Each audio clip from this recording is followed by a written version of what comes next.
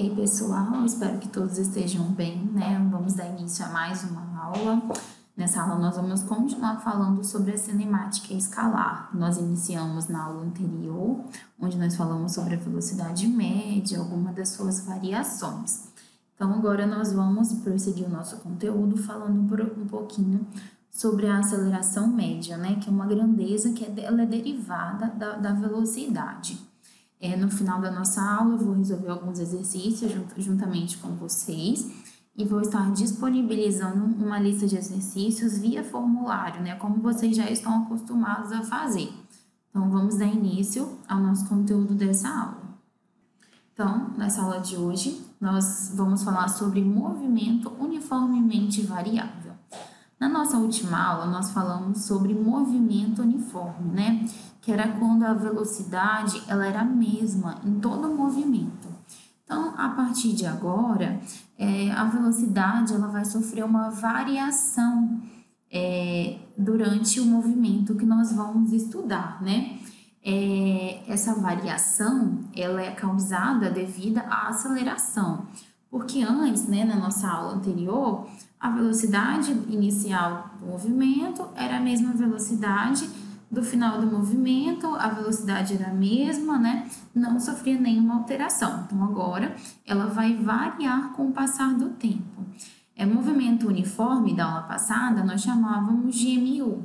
Agora, nosso movimento uniformemente variável é o nosso MUV. Então, o MUV, ele tem as seguintes características. A aceleração, ela é constante. Então, assim, a velocidade ela vai mudar com o passar do tempo. Porém, a aceleração ela não muda. A aceleração é sempre a mesma. A aceleração ela é constante. A velocidade muda com o passar do tempo e a aceleração permanece a mesma. Nesse caso, a velocidade que vai variar conforme o tempo, né? Como nós já havíamos falado. E o espaço percorrido, ele aumenta proporcionalmente ao quadrado do tempo, né? Nós vamos provar isso com a fórmula da velocidade média. Então, a aceleração escalar média é a grandeza física que relaciona a variação da velocidade com a variação do tempo. Então, um exemplo, considere um automóvel movimentando-se sobre uma trajetória retilínea, onde x0 é a posição inicial ocupada pelo automóvel, que possui uma velocidade inicial v0. Então, espaço inicial, S0, velocidade inicial, v0. Após um certo instante, posterior t, né, após um tempo qualquer, o automóvel encontra-se sobre uma posição final x, mas com uma velocidade final v. Então, ou seja, ele vai ter uma nova posição e uma nova velocidade. A posição vai mudar e a velocidade também. Tal que V, velocidade final, é diferente de velocidade inicial, conforme a figura. Então, nós temos, né, um móvel na posição x0 a uma velocidade inicial, a um espaço inicial, a uma velocidade inicial. Esse móvel, ele após um determinado tempo qualquer, né, ele passa para um novo, ele tem uma nova localização, né, que é o x final, x, a uma velocidade final, ou seja, a velocidade ela foi aumentando ou diminuindo com o passar do tempo. Nesse caso, nós percebemos que a velocidade ela aumentou. Então, nós temos que a fórmula da aceleração, eu tenho que a aceleração é igual a ΔV sobre ΔT. Como nós falamos, a aceleração ela é a variação da velocidade sobre a variação do tempo. Então, ΔV, velocidade final, menos velocidade inicial, sobre tempo final, menos o tempo inicial. Então, tudo especificado para vocês. Lembrando que no SI, velocidade em metros por segundo, tempo é em segundos, então, se eu tenho metros por segundo, que é velocidade, sobre segundos, que é o tempo, ou seja, eu tenho metro dividido por segundo. Então, a unidade oficial da aceleração é metros por segundo ao quadrado, que eu divido o metro por segundo 2 vezes. Então, essa é a unidade oficial no Sistema Internacional de Unidades de Aceleração, que é uma grandeza, né, que corresponde à variação da velocidade com o tempo. Lembrando que na velocidade nós tínhamos, né, um equacionamento para transformar de metros por segundo para quilômetros por hora ou de quilômetros por hora para metros por segundo. Na aceleração não existe, tá? As transformações elas devem ser feitas antes de eu colocar na fórmula da aceleração. Eu faço todas as conversões, não há uma regra, né? Para a gente transformar a aceleração de metros por segundo ao quadrado para quilômetros por hora ao quadrado e vice-versa. E aí, nós temos 2 tipos de movimento retilíneo uniformemente variáveis, GM e V. Nós temos um movimento acelerado, né? Que é quando a aceleração ela aumenta com o passar do tempo, né? No caso, é quando a velocidade ela aumenta com o passar do tempo. Então, vamos supor que eu esteja em um carro, o carro esteja parado e eu vou iniciar um percurso.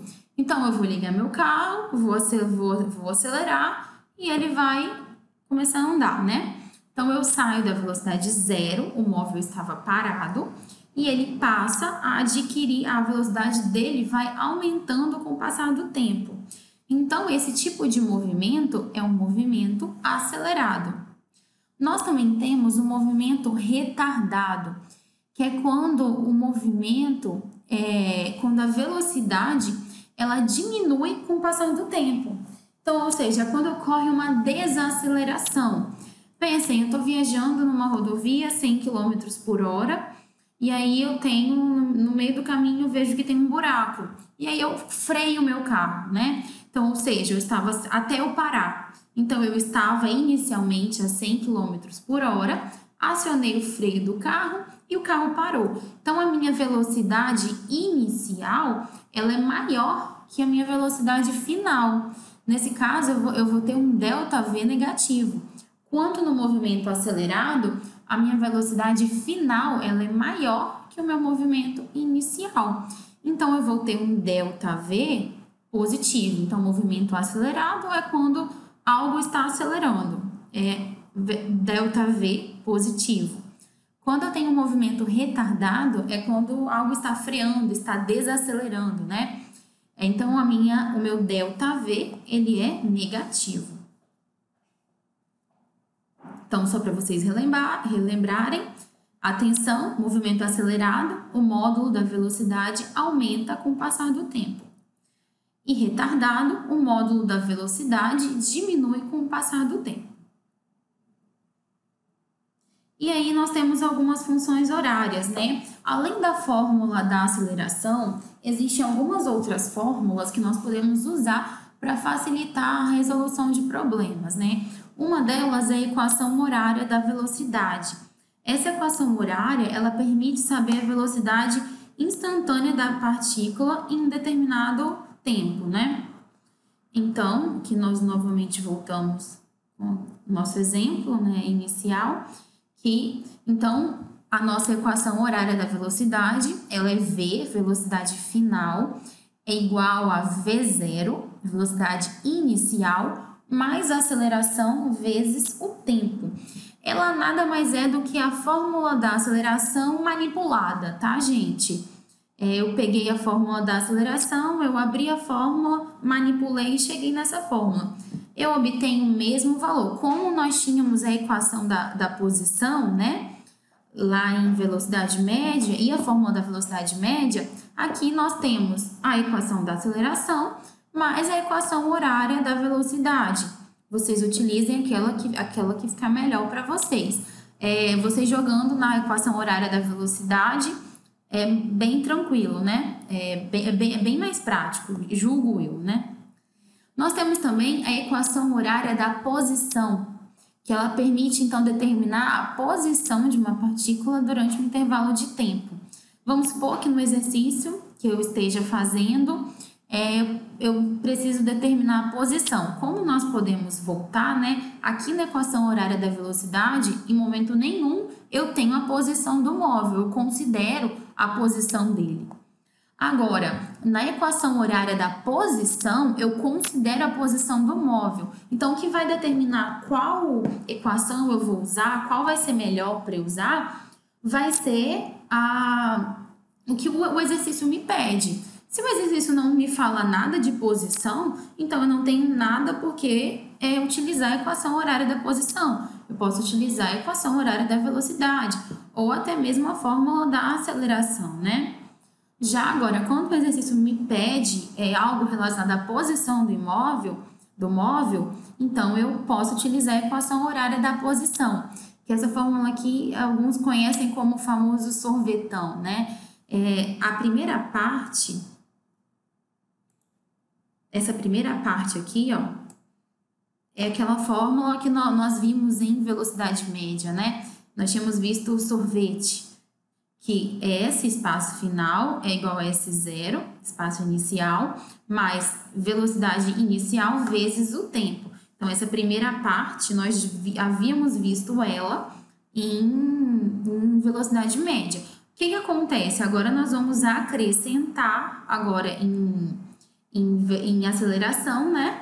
Então, eu pego a fórmula do sorvete mais meio vezes a aceleração vezes tempo ao quadrado. Então, se aquela lá da velocidade média era o sorvete, aqui nós temos o sorvetão, o famoso sorvetão da física, tá? Então, aqui nesse caso, nós consideramos, além da velocidade, nós também vamos considerar o espaço percorrido. Então, essa é a equação horária da posição. Agora, existe também a equação de Torricelli.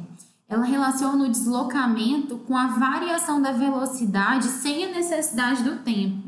Então, às vezes eu estou resolvendo algum exercício que eu preciso relacionar velocidade e variação, né, de deslocamento, o deslocamento escalar. O tempo, ele não interfere. Então, nesse caso, eu tenho a equação de Torricelli, onde V ao quadrado, velocidade final ao quadrado, é igual a velocidade inicial ao quadrado, mais 2 vezes a aceleração, vezes o meu espaço. Então, essa é a equação de Torricelli. Então, além da equação da aceleração escalar média, eu posso utilizar a equação de Torricelli quando eu não preciso do tempo. Quando o exercício não me fornece tempo, a única coisa que eu consigo usar é Torricelli. Quando o exercício me fornece espaço e tempo, eu utilizo a equação horária da posição. E quando ele só me fornece velocidade e tempo, eu utilizo a equação horária da velocidade. Então, o que vai determinar o que eu vou utilizar vai ser o que o exercício me pede, né? Aí aqui eu separei para vocês um exemplo utilizando cada fórmula dessa. Então, exemplo 1. Qual é a aceleração de um automóvel que parte do repouso, ou seja, ele estava parado, movimento acelerado, e atinge a velocidade de 80 km por hora em 10 segundos? Então, primeiro nós vamos extrair os dados. Velocidade inicial é 0, porque o automóvel estava em repouso. Velocidade final é 80 km por hora. Aí vamos lá, velocidade ela está em quilômetros por hora. Eu preciso transformar essa velocidade para metros por segundo. Então, nós vamos dividir por 3,6 nesse caso. Então, se a gente dividir 80 por 3,6, nós vamos obter aqui 22,22 metros por segundo. Dá uma dízima periódica, nós aproximamos. E o exercício também diz um tempo de 10 segundos. Então, eu fiz a conversão necessária, vou utilizar a fórmula da aceleração. Utilizo pela aceleração normal. É um exercício bem simples. Então, a aceleração é igual à variação de velocidade sobre a variação do tempo. Então, a aceleração é velocidade final menos inicial sobre o tempo. Nesse caso, ele me dá duas velocidades, inicial e final. E o tempo, ele já me dá o tempo já, né, já me dá o delta calculado. Então, a minha aceleração vai ser igual a 22,22 menos 0, final menos inicial, sobre o meu tempo de 10 segundos. Então, dividindo, né, 22,22 menos 0, 22,22. Dividido por 10, então eu tenho uma aceleração de 2,22 metros por segundo ao quadrado. Então, calculei simplesmente pela fórmula da aceleração, é um exercício bem simples. Exemplo 2. Uma partícula parte do repouso e em 5 segundos percorre, então ela parte do repouso, então velocidade inicial vai ser 0, e em 5 segundos ela vai percorrer 100 metros. Então, eu tenho espaço, tenho velocidade inicial e tenho tempo. Considerando o movimento retilíneo e uniformemente variado, qual a aceleração da partícula? Então, nós podemos calcular, então, eu tenho tempo, tenho espaço e tenho velocidade, e quer saber a aceleração.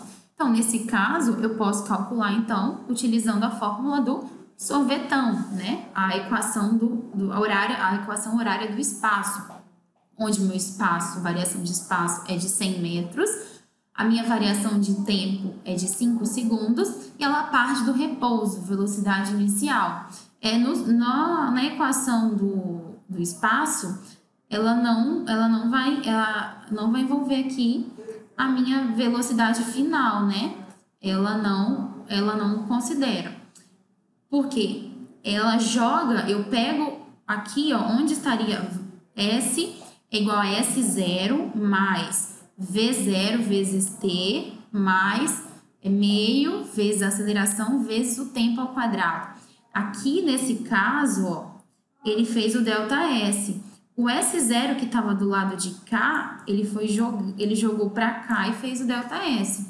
Então, o meu ΔS já está calculado, que é 100 metros, tá, gente? Ou eu faria normalmente pela fórmula do espaço, né? Equação horária do espaço. Jogaria tempo final, 100, igual a 0 mais. Só que 0 mais qualquer coisa não vai alterar em nada. Então, eu substituí por ΔS. Eu joguei para o outro lado da igualdade, modificando o sinal. Então, já fica o meu ΔS, que já vem calculado no exercício. Então, ΔS, 100, é igual a velocidade inicial, é 0, porque ele partiu do repouso, vezes o tempo, que é 5 segundos, mais meio, vezes a aceleração, que é o que eu quero descobrir, vezes o tempo ao quadrado. Aí, 5 ao quadrado, 25, vezes 0,5, vai dar 12,5. 12,5 A. Então, no caso, ó, o 12,5 está multiplicando pela aceleração. Então, se ele está de um lado da igualdade multiplicando, na hora de eu jogar para o outro lado da igualdade, eu vou dividir. Então, eu vou ter que a minha aceleração, então, vai ser igual a 100 dividido por 12,5. A gente dividindo, nossa aceleração vai ser igual a 8 metros por segundo ao quadrado. Nesse caso, nós resolvemos, então, utilizando a equação horária do espaço. E agora um exemplo utilizando a fórmula de Torricelli. Uma motocicleta pode manter uma aceleração constante de 10 metros por segundo ao quadrado.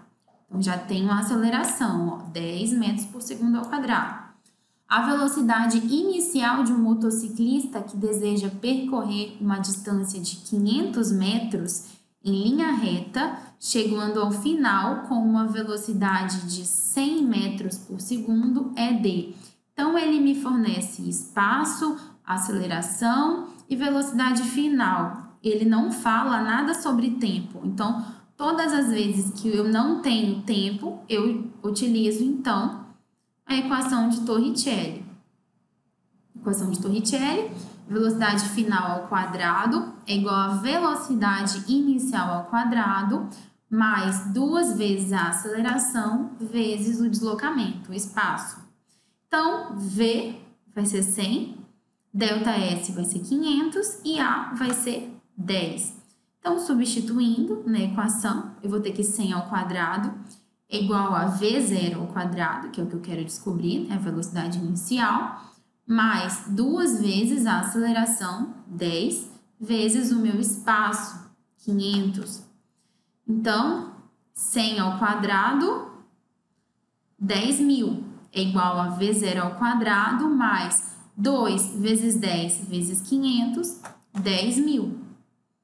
Então, a minha velocidade inicial, nesse caso, vai ser 0, né? Porque os 10.000 que está somando aqui com a minha velocidade inicial, eu vou passar para o outro lado da igualdade, invertendo o sinal. Então, 10.000 menos 10.000, 0. Raiz de 0, 0. Agora, vamos supor que eu tivesse um exercício que aí na hora de passar tivesse dado uma diferença de 400. Então, velocidade inicial é igual ao quadrado, né? É igual a 400. Então, nesse caso, aqui nós coincidimos com o 0. Quando eu obtenho o valor numérico aqui do outro lado, para eu descobrir o valor da minha velocidade inicial, ela não está elevada ao quadrado. Então, quando eu jogo esse quadrado para o outro lado da igualdade, eu devo inverter a operação. Então, o inverso de potência é raiz. Então, se no meu exemplo tivesse dado 400, V0 ao quadrado é igual a 400, eu teria que extrair a raiz de 400. A raiz de 400 é 20. Então, nesse caso, 20 seria a minha velocidade inicial, tá? Só um outro exemplo para vocês. Então, pessoal, bons estudos para vocês, tá? Nós finalizamos a parte da cinemática escalar sobre a aceleração. Vamos continuar na cinemática escalar na próxima aula. Nós vamos falar um pouquinho sobre movimento circular. É bem parecido com o que vocês já viram até aqui, tá? Vou disponibilizar para vocês uma atividade, são 8 questões, vale 2 pontos. Cada questão vai valer 0,25. Façam com bastante calma, bastante atenção. Não precisam ficar olhando na internet que vocês não vão encontrar, tá bom? E eu preciso que vocês registrem os cálculos no caderno. Que assim que nós retornarmos às aulas, eu vou estar olhando os cadernos para a gente poder estar registrando a nota no portal de vocês. Bons estudos, fiquem bem, até mais.